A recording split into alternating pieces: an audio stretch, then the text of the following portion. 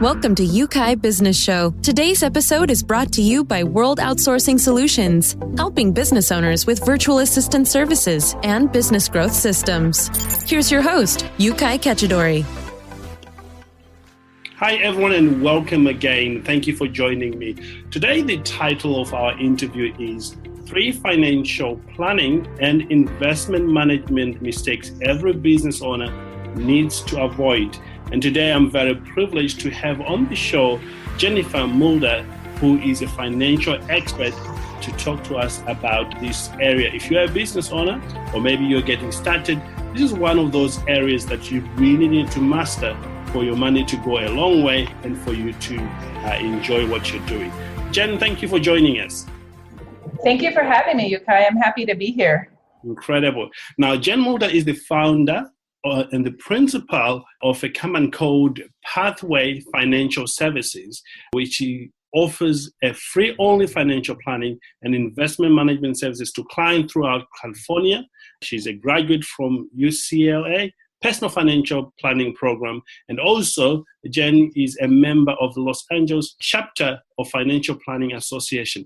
Thank you so much for joining us. I know you have a lot to share with us, about your background and what you have done, where you are today. Now, for those who have never come across your work or who've never worked with you, what would you tell them about yourself that will probably make them want to work with you?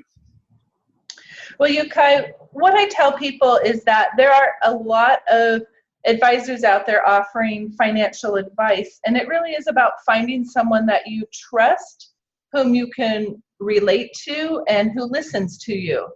And so it's very important to me to spend the time with my clients to get to understand what's important to them, what their concerns are, and where I can help provide them some education and advice that will make their lives better for them and their families.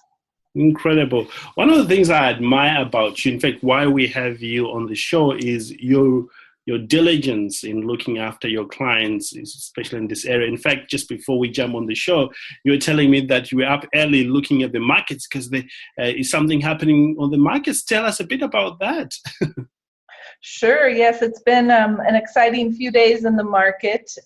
The last few years have actually been very good for returns for investors. And just over the last week, we've started to see some drops in asset prices in the U.S. and around the world. So it is a bit disconcerting for clients who have saved diligently and invested their money for the future. They never really like to see it go down, but we know this is a normal part of the market cycle. And so my job is to keep an eye on that and to help them understand what's happening as much as possible, because sometimes markets just do things that don't make any sense. And we just need to take a step back, breathe a little bit, and not panic. Incredible. And what I love about that, you getting up so early to look at the markets, is what you said to me earlier on. You are always a step ahead, checking out what's happening there so that you can then go back and advise your clients or just make sure that they are comfortable with what's happening and not freak out. Exactly. And, one reason I got into this field is because economics and markets really fascinate me. And I found that I was spending my free time researching and reading about this even before I became a financial planner. And it's been a great fit for me because I do have an affinity for it, and I can explain to people in really easy to understand terms kind of what's going on and what they really need to be worried about and what they can ignore. So days like today when things are crazy, I tell them, don't turn on the cable news shows. You don't want to hear a bunch of newscasters screaming about how terrifying the markets are. It's not helpful. There's nothing we can do about it right now. We need to look to the long term and what we can do in our own individual daily lives to help make our financial situation better in the future. Incredible. Thank you for sharing that. Now, tell us a bit about yourself in terms of your background, how you got started in this financial planning and investment management. Sure. Well, my background is a little eclectic, but I find that financial planners do come from a lot of different backgrounds. I originally studied sociology when I was in college, and I was fascinated by how individuals and communities create their societies, and it can be quite different from one country to the other, as we know. Yes. And that built environment was really fascinating to me.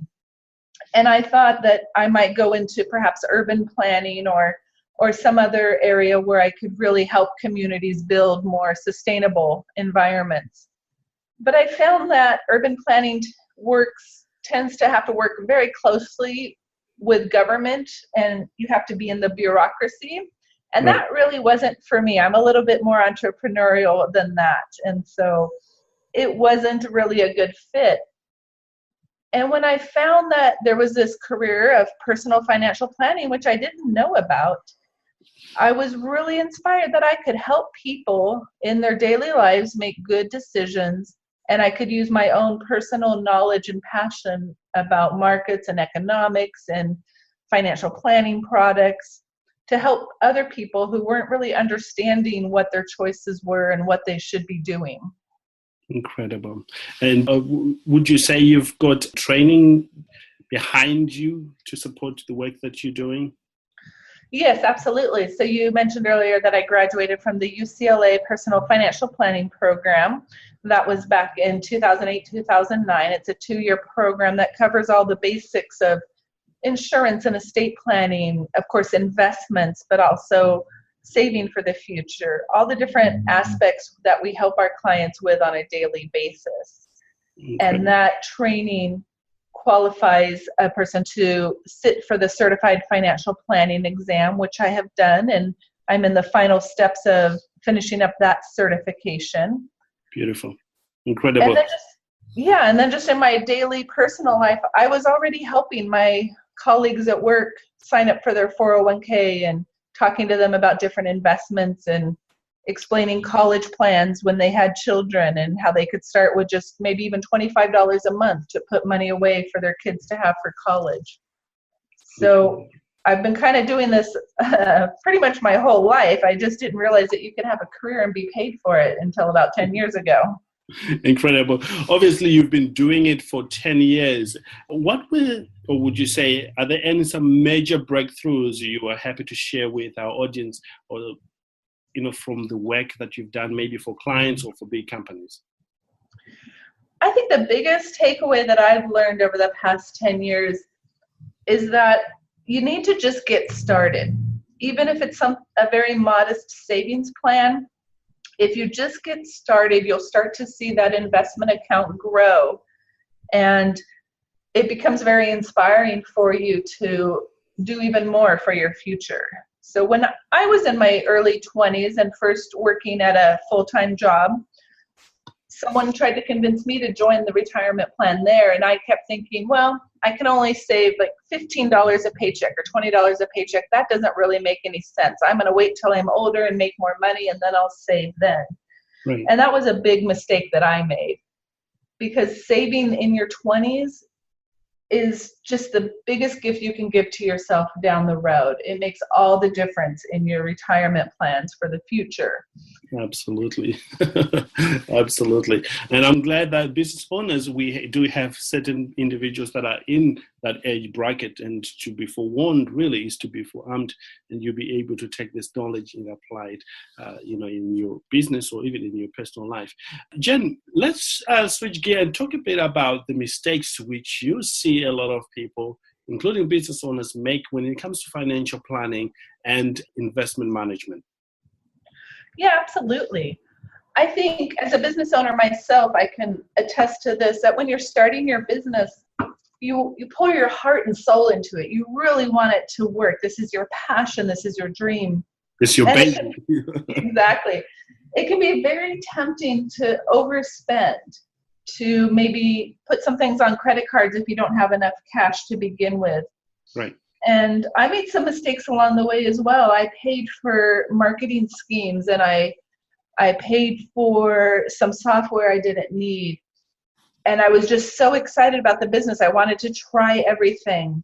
And I would say take a step back and really think, what is going to be your return on investment with this particular item that you're considering, whether it's software or some new equipment for your business, or an expansion, really think about what the downside is if it doesn't work out and what needs to go well to make that investment pay off.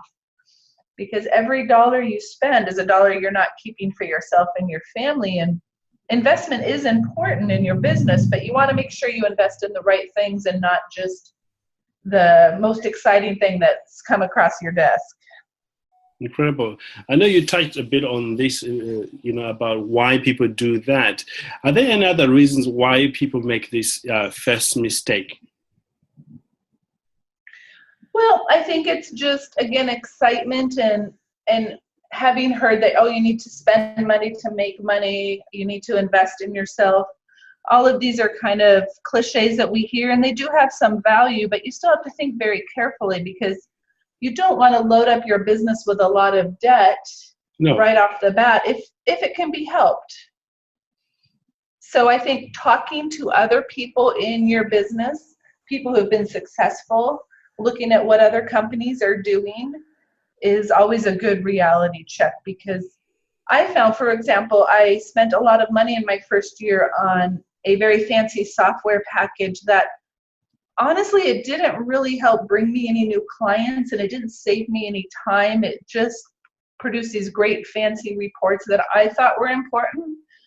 But when I checked in with my clients a year later, none of them really cared about that. What they were buying was my advice and my time. They didn't need a fancy report or graph to feel that I was doing my job.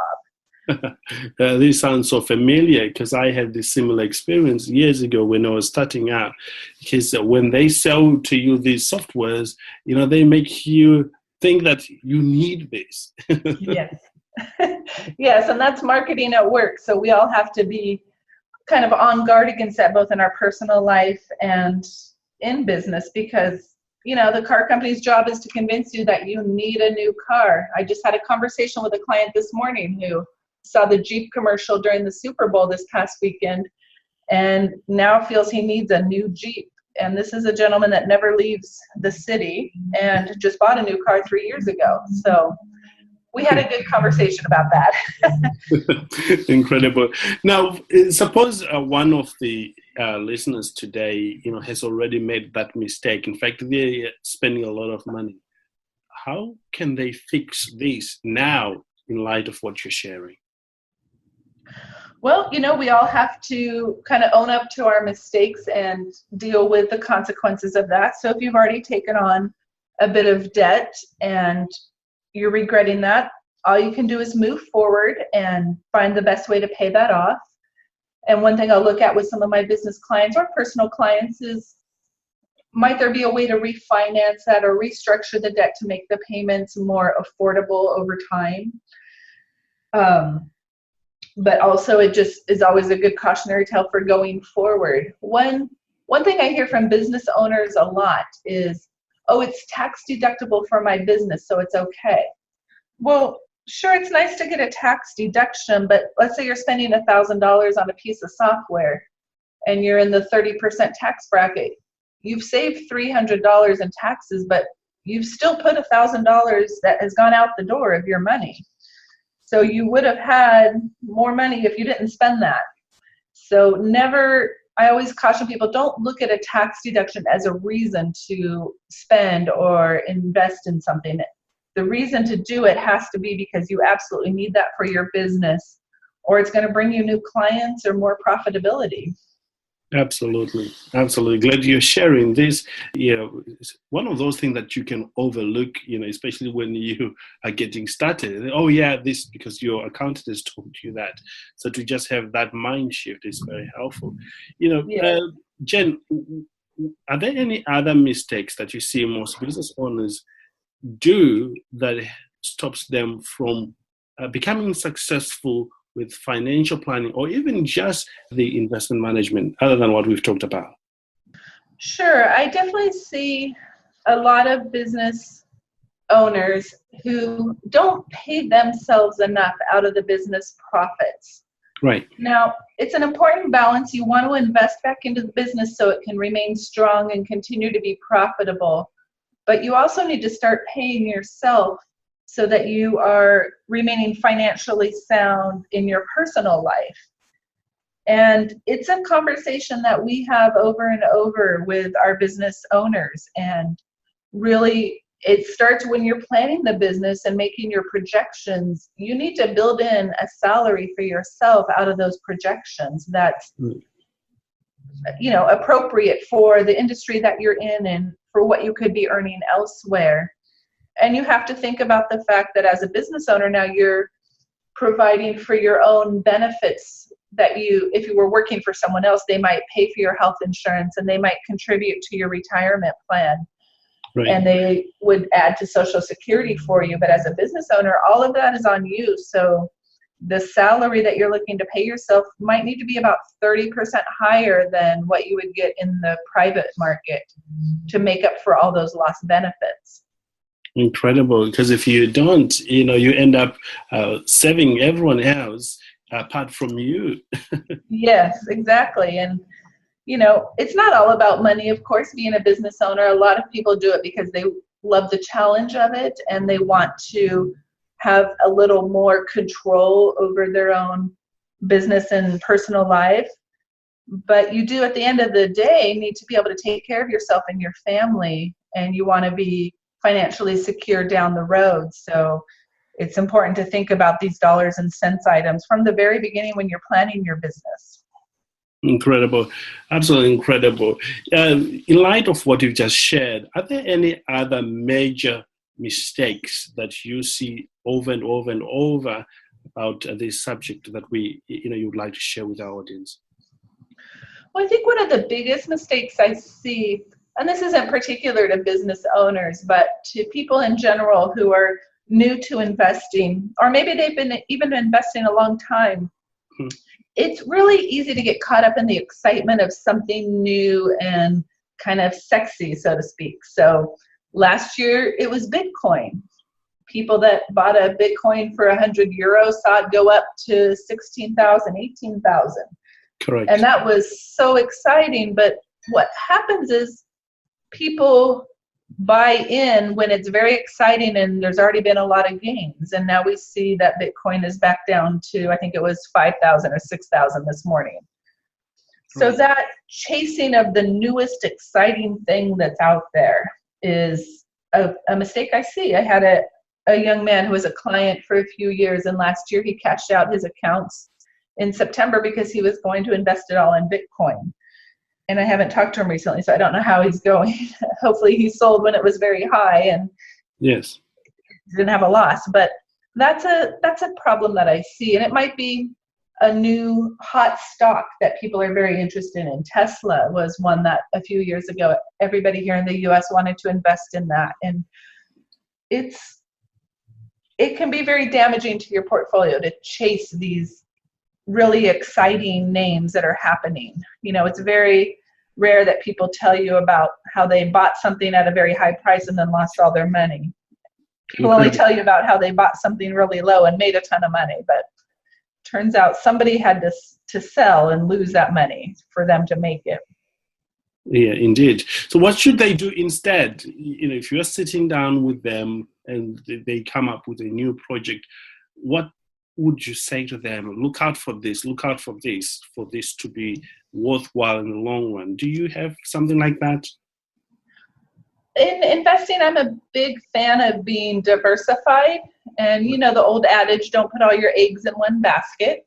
Indeed. So, right, we diversify across all different types of assets, whether it's stocks and bonds and real estate, gold, all of that. And we invest around the world. So don't just invest in your home country, but invest all over the world, because no one knows for sure what's going to happen in any market on any given day.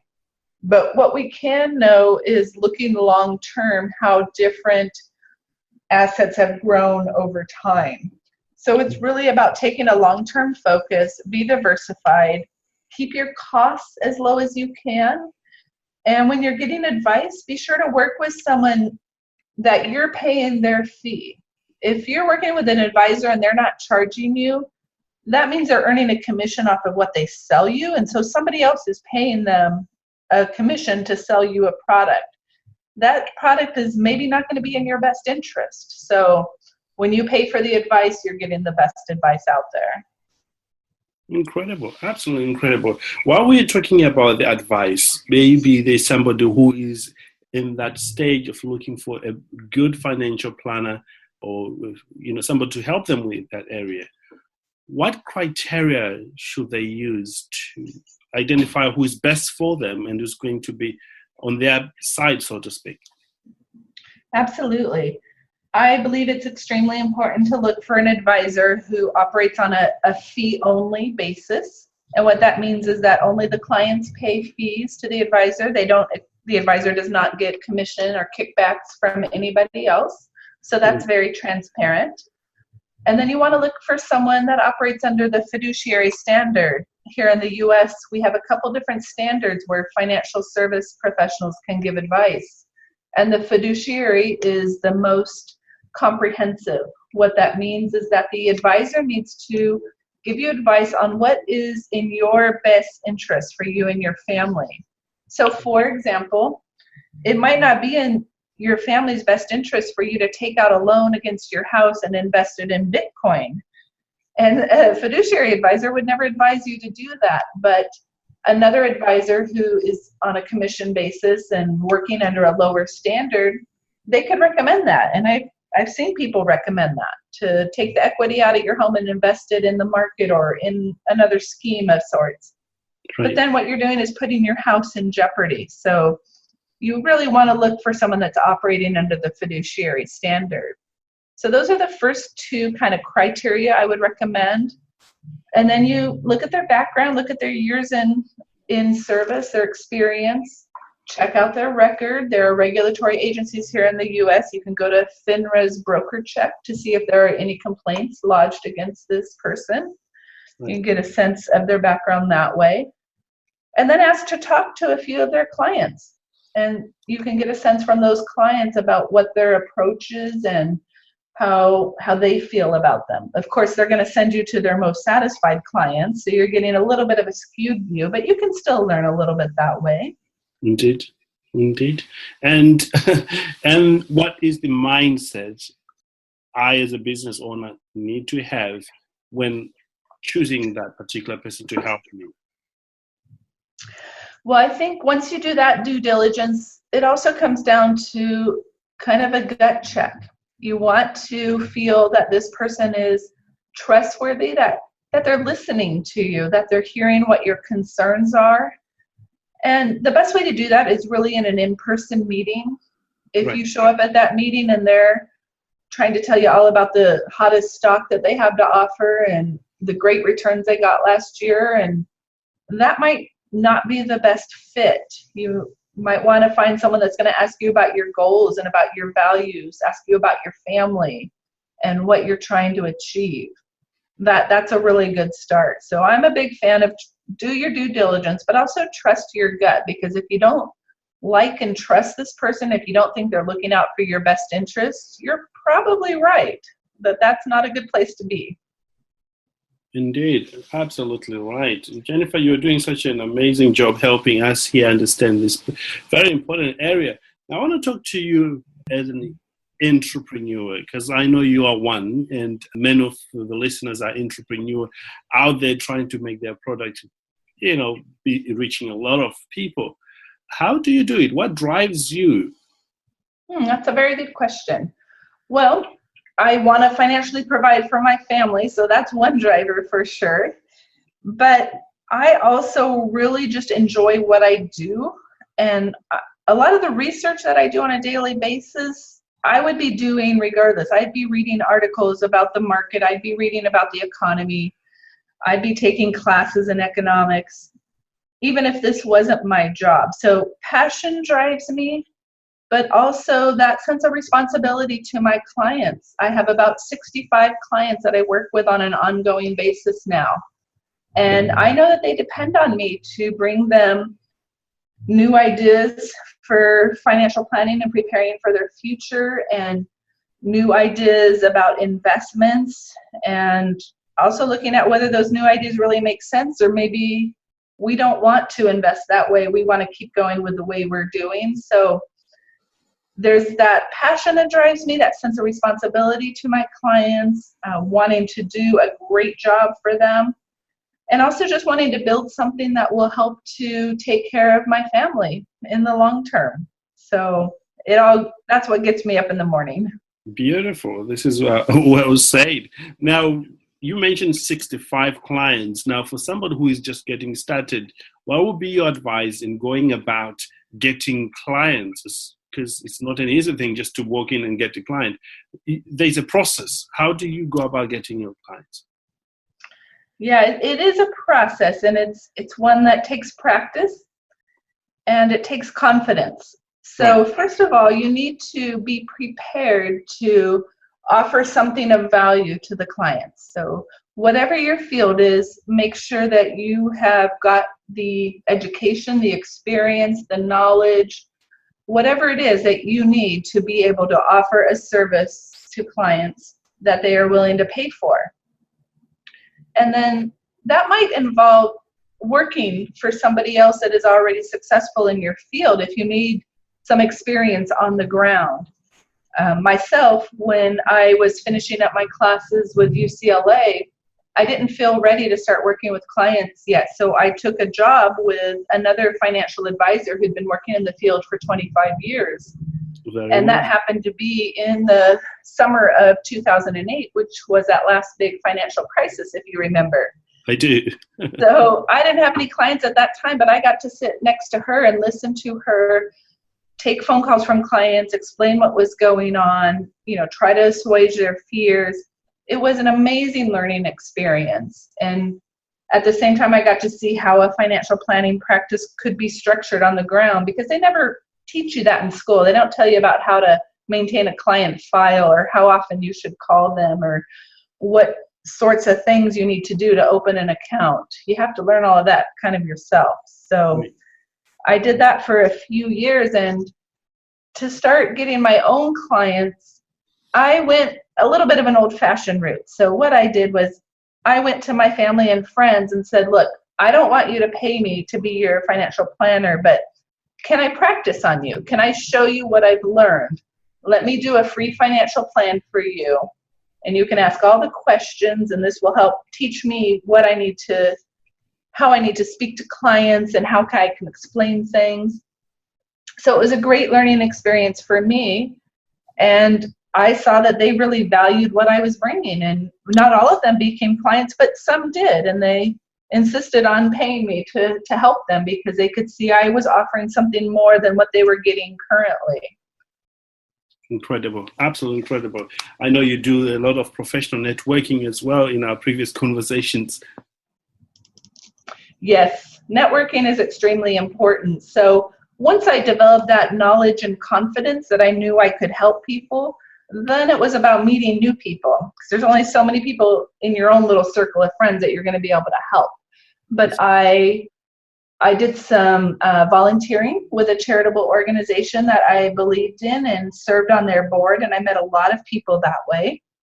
And I didn't go in there trying to sell to people, but invariably people ask what you do, and you can let them know. And as they get to know and trust you, especially in my field, then even if they know and trust you in another setting, they're more likely then to say, well, we've been thinking about meeting with a financial planner. Maybe we'll sit down with her because we can see she's such a great person.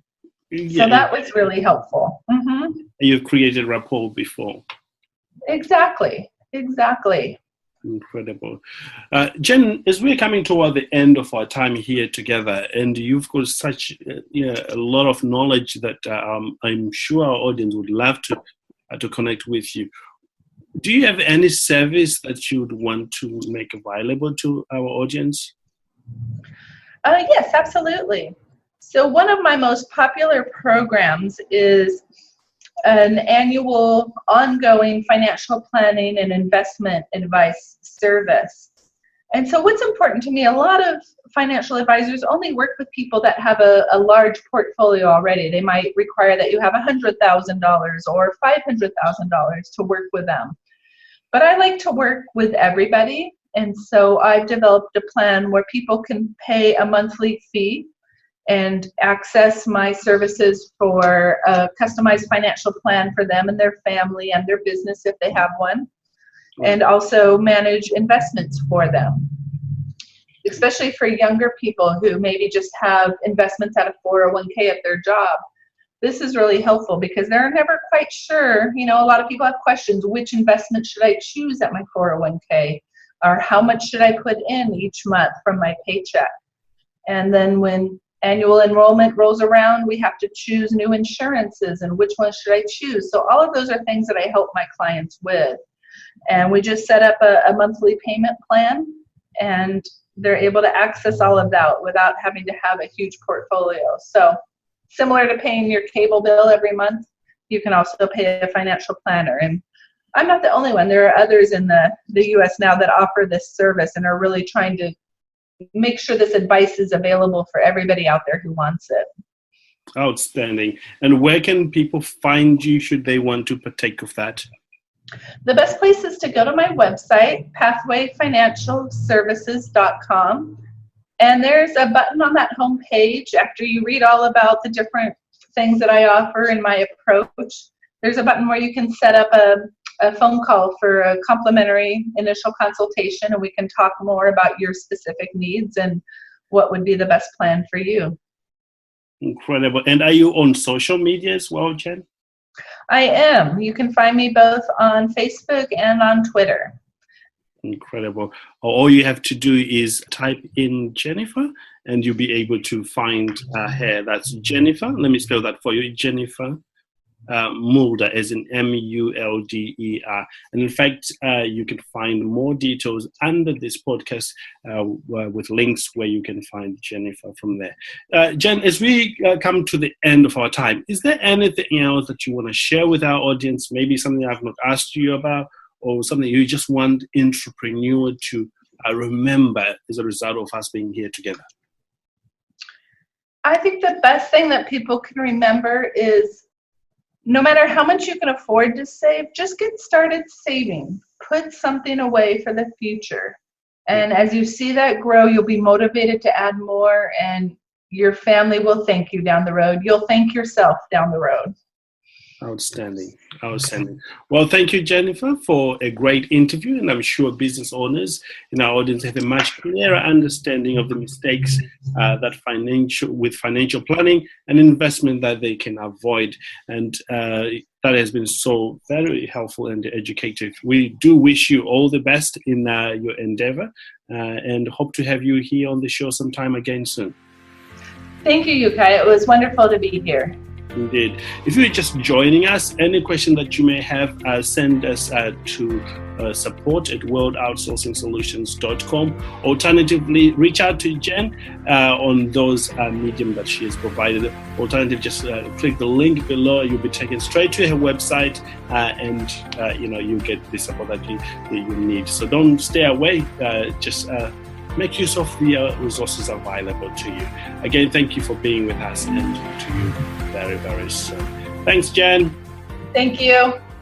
Thank you for listening to Yukai Business Show. We will be back to bring you more episodes with success stories and advice straight from the experts. Want more? Check out www.yukaibusinessshow.com. Get your free trial of our virtual assistant service today. Just visit www.worldoutsourcingsolutions.com. Quote WOS18 or send us an email at support@worldoutsourcingsolutions.com.